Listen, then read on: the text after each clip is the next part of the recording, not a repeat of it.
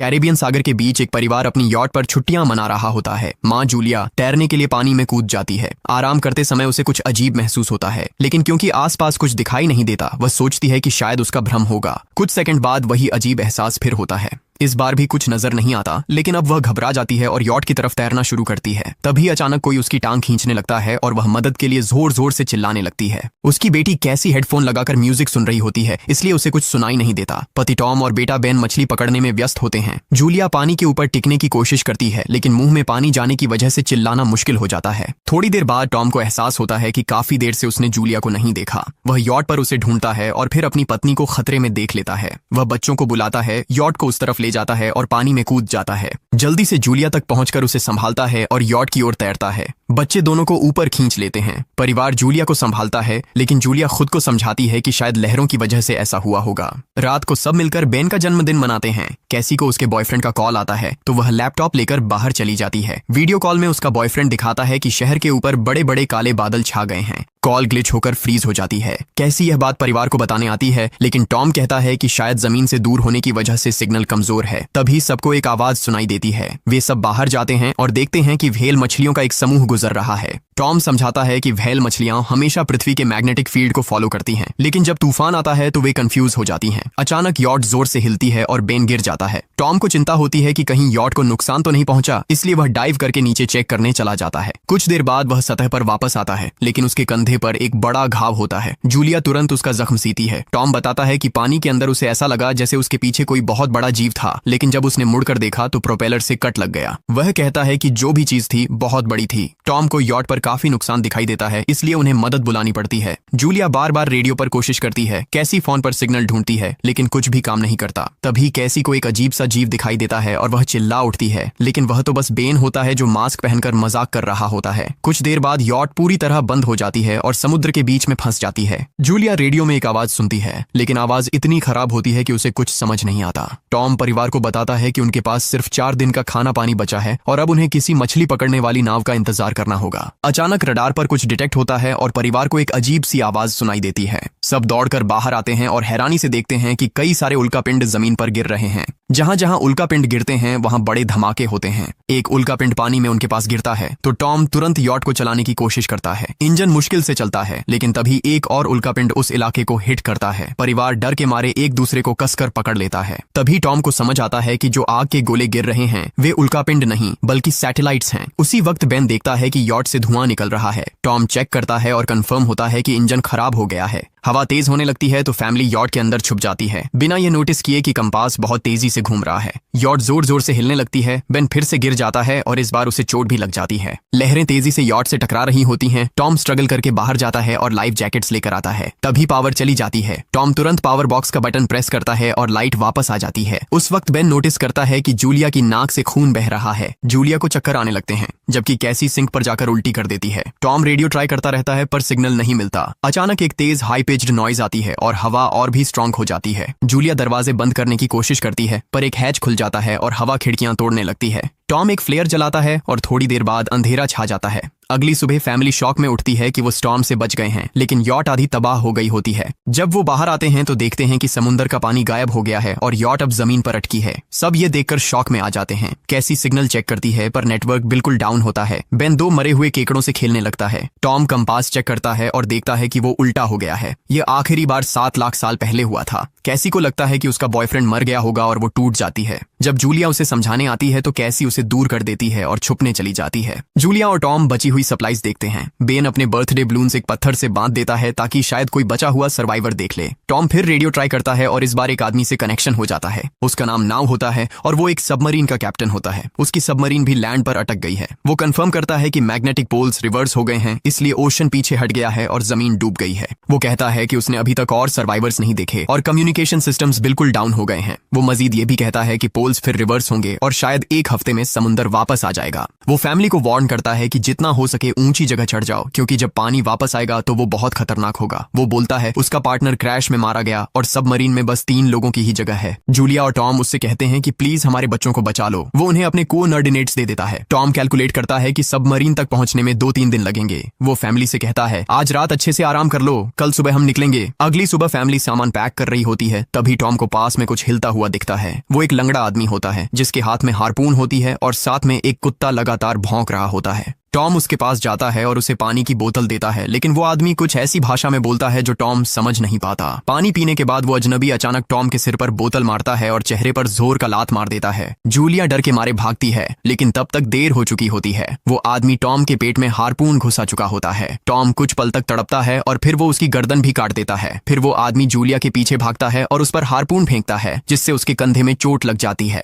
Julia दर्द सहते हुए यॉट के अंदर भागती है और बच्चों को बोलती है कि छुप जाओ। वो दरवाजा लॉक कर देती है। कैसी और बेन सोफे के अंदर घुस जाते हैं। जूलिया उन्हें फ्लेयर गन पकड़ाती है और खुद एक चाकू लेकर बाथरूम में छुप जाती है। वो आदमी दरवाजे पर जोर जोर से धक्के मारता है और आखिर अंदर घुस ही जाता है। पहले वो थोड़ा खाना उठाता है और फिर यॉट में इधर उधर ढूंढने लगता है, फिर बाथरूम की तरफ जाता है, लेकिन जूलिया समझदारी से एक छोटे छेद से बाहर निकल जाती है। वो आदमी सोचता है कि जूलिया भाग गई, लेकिन जैसे ही वो धीरे से निकलने लगती है, उसका कुत्ता उसे देख लेता है और भौंकने लगता है। कुत्ता उस पर झपटता है तो जूलिया चाकू से उसे मार देती है। कुत्ते की चीख सुनकर वो आदमी बाहर आता है और अपने कुत्ते की लाश देखकर आग बबूला हो जाता है। इस बीच जूलिया यॉट के दूसरे साइड से अंदर जाने की कोशिश करती है। वो ऊपर चढ़कर टूटी हुई खिड़की से अंदर घुसने लगती है, लेकिन वो आदमी पहले ही वहां पहुंच जाता है। वो उसे पकड़कर जोर से मुक्का मारता है, जिससे वो नीचे गिर जाती है। जूलिया फर्नीचर पकड़कर बचने की कोशिश करती है, लेकिन वो आदमी उसे लात मारकर दूर फेंक देता है। फिर वो उसकी कलाई पर पैर रख देता है ताकि वो चाकू छोड़ दे, और फिर उसके बाल पकड़कर उसका चेहरा जमीन पर दे मारता है और सोफे पर फेंक कर उसका गला दबाने लगता है। बच्चे ये सब कुछ देख रहे होते हैं। कैसी बाहर निकलकर फ्लेयर गन चलाती है जो सीधा उस आदमी को लगती है। वो जल उठता है और यॉट में आग फैलने लगती है। बच्चे तुरंत भाग जाते हैं, लेकिन जूलिया वापस आती है। वो उसे एक किक मारकर गिराती है, मैप और बैग उठाती है और वहां से भाग जाती है।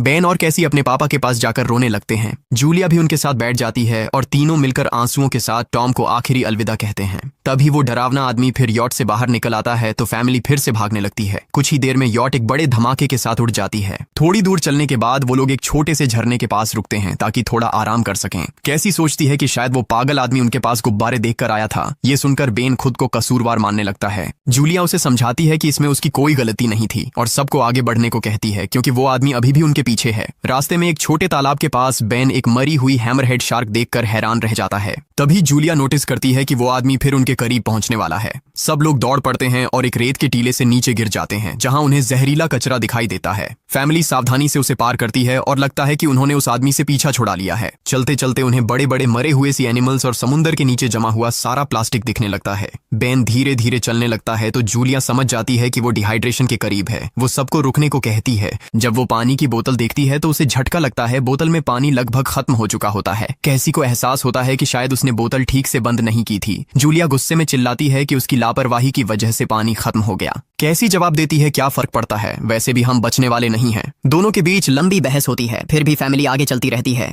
कुछ देर बाद उन्हें एक क्रैश हुआ प्लेन मिलता है। अंदर कुछ हिलता डुलता देख सब डर जाते हैं, लेकिन वो सिर्फ कुछ पक्षी होते हैं। फैमिली तय करती है कि रात यहीं प्लेन के अंदर गुजारेंगे। वो थोड़ा सा स्नैक शेयर करते हैं और जूलिया को टॉम की जैकेट में एक फैमिली फोटो मिलती है, जिसे देखकर उसका दिल टूट जाता है। कैसी पूछती है, मॉम आप और डैड की लव स्टोरी क्या थी? जूलिया मुस्कुराकर बताती है, टॉम हॉस्पिटल में मेरा पेशेंट था। फिर एक दिन उसने फूल और एक प्यारी सी कविता देकर अपना प्यार जताया था। रात के बीच में कैसी प्लेन से बाहर जाती है। तभी वो डरावना आदमी उसे पीछे से पकड़ने की कोशिश करता है, लेकिन जूलिया अचानक पीछे से उस पर टूट पड़ती है और बार बार चाकू से वार करके उसे मार देती है। कैसी अपनी माँ को गले लगाकर शांत करती है। अगली सुबह उस आदमी की लाश पर कीड़े गुंड पड़े होते हैं।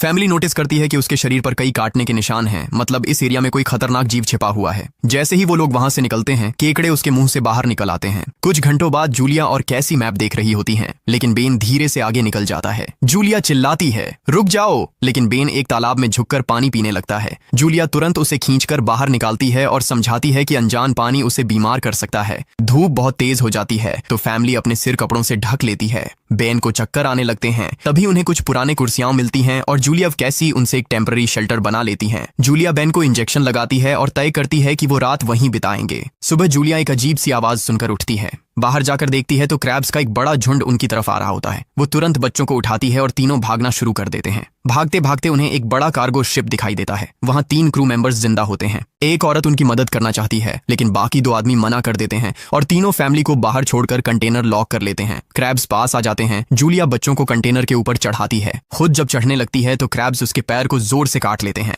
बच्चे उसे खींचकर ऊपर चढ़ाते हैं, नहीं तो वो नीचे गिर जाती। कंटेनर के एक छेद से आधे क्रैब्स अंदर घुस जाते हैं। क्रू मेंबर्स फायरिंग शुरू करते हैं, लेकिन क्रैब्स उन पर हावी हो जाते हैं और दोनों को मार डालते हैं। आखिरी आदमी छत के होल तक पहुंचता है, लेकिन क्रैब्स उसे भी नीचे खींच लेते हैं और वो भी मर जाता है।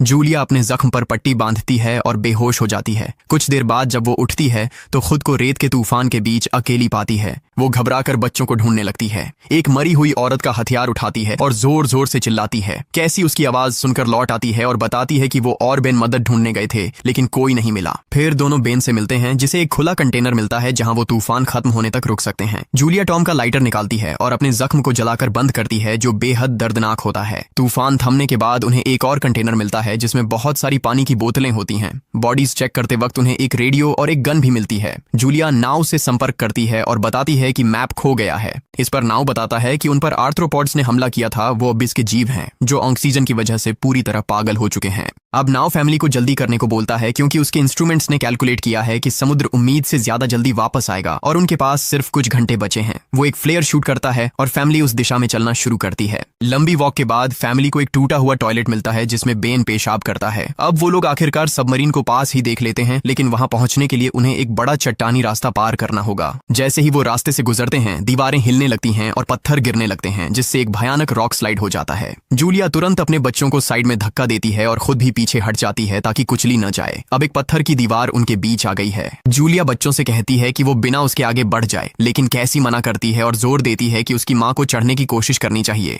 बहुत बहस होती है और चिल्लाने के बाद जूलिया वादा करती है कि वो बाद में अपने बच्चों को ढूंढ लेगी। मजबूर होकर कैसी अपने भाई को खींचकर आगे ले जाती है। बच्चे चट्टानी रास्ता चढ़कर सबमरीन की तरफ भागते हैं, लेकिन वहां पहुंचकर देखते हैं कि नाव बाहर खून में लथपथ पड़ा है। वो समझाता है कि उसके लिए सब खत्म हो गया है और अब बच्चे सबमरीन ले सकते हैं। ये सोचकर कि एक एक्स्ट्रा जगह होगी, कैसी वापस अपनी माँ को ढूंढने भागती है। तभी जूलिया केकड़ों को आता देखती है और वो फायरिंग शुरू कर देती है। कुछ केकड़ों को वो मार देती है, लेकिन झुंड बहुत बड़ा होता है और सबसे लड़ना मुश्किल हो जाता है। उसी वक्त कैसी दीवार के ऊपर दिखाई देती है और हाथ आगे बढ़ाती है तो जूलिया अपने घायल पैर के बावजूद तेजी से चढ़ना शुरू करती है। कैसी की मदद से वो दूसरी तरफ पहुंच जाती है और दोनों साथ में सबमरीन की तरफ भागते हैं। बेन पहले से ही ऊपर खड़ा होता है और फायर खोल देता है ताकि केकड़े डिस्टर्ब रहें जब तक फैमिली ऊपर चढ़ जाए। केकड़े नाव के शरीर तक पहुंचते ही तुरंत उसे खाने लग जाते हैं। जूलिया गन उठाती है और फायरिंग जारी रखती है जब तक बच्चे अंदर चले जाएं। जब वो सुरक्षित हो जाते हैं, जूलिया समझती है कि गोलियां खत्म हो गई हैं, तो वो गन केकड़ों पर फेंक देती है और अपने बच्चों के साथ अंदर चली जाती है। फैमिली हैच को अच्छे से लॉक करती है और खिड़की से केकड़ों को सबमरीन के चारों तरफ देखती है। इसी वक्त समुद्र वापस आ जाता है तो तीनों तुरंत अपनी सीटों पर बैठकर बेल्ट पहन लेते हैं और एक दूसरे का हाथ पकड़ लेते हैं।